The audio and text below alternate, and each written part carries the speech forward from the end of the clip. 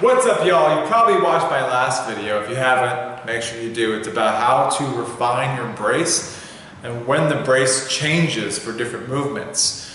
Different movements demand different types of bracing, different types of breathing patterns, but for the most part, what's always a constant is your pelvic floor staying on and you're taking a deep diaphragmatic breath, whether it's a Valsalva breath or it's a consistent in and out, or you're timing it with the eccentric movement and the concentric movement. Now today, we're going to talk about a movement that requires conditioning, but it's loaded. A loaded conditioning movement called the farmer's walk.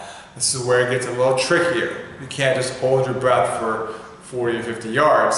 You have to be able to stay braced and breathe appropriately throughout the entire movement. Okay? So, farmer's walk, what do you do?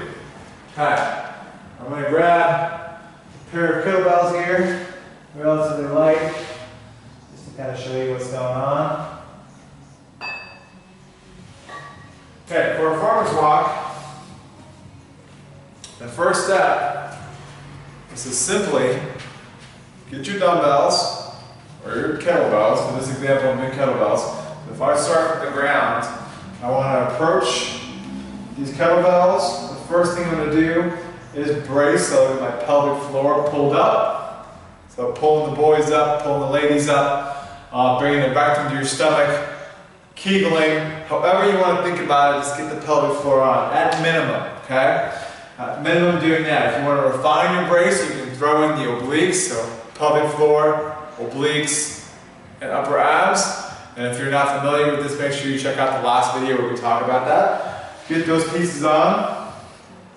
And then get your weight from a hinge position, nice flat back. Push to the floor with your feet, you're doing a leg press, and stand up, okay? Now if the weight was crazy heavy, like mad heavy, or if this weight was heavy for you, what you could do instead is approach, pelvic floor on first, pull it up, take a deep diaphragmatic breath, you're filling up air into your belly button, obliques, upper abs. And then to hold your breath, what you're going to do is pull your thumbs together. So you put them on your obliques, pull your thumbs together to lock. Bring your fingers into your mid-back, right here in your abs. And you're holding your breath the entire time. Hinge, grab your weight, flat back, leg press the weight up, let the air out. But my pelvic floor still stays on. Then when you actually get ready to do your farmer's walk, pelvic floor is constantly on, okay? Shoulders are set back and down slightly. It's very slight, so back and down. But you're not losing or sacrificing your pelvic floor activation, so you shouldn't see this overarching of the spine. Pelvic floor stays on, setting the shoulders down and back, and then you begin to walk.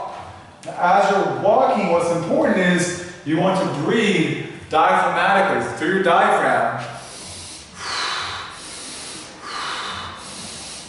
the entire time as you're walking with these weights. You're not losing your engagement of your pelvic floor. You're not losing engagement of your shoulders being down and back. You're just walking with the weight the entire time, back and forth, or however far you pick. Be 40 yards, 50 yards. Staying braced, keeping your abs on. Of course, when it's heavy, you're walking a lot faster. I'm going back and forth so you can just see it here. Then when you're done with it, you approach the ground. Again, stay braced. You take a deep breath. Boom, put it back down. Okay? So it's so important on a conditioning movement that you keep your brace on, pelvic floor, and you just breathe in and out through your diaphragm as you keep the pelvic floor on. Now, if you wanted to take that a step further, like we just talked about, you can keep your pelvic floor on, okay? Keep your obliques on, keep your upper abs on, and then with all those braces staying on, then breathe in and out through your diaphragm as you're walking with your waist to your sides, setting your shoulders down and back. Alright, so try out this movement. It's a conditioning movement that's loaded, so it requires a very specific brace, namely your pelvic floor staying on at minimum, and then throwing in the obliques and upper abs to refine and augment your brace, and then breathing in and out through your diaphragm throughout the entire movement.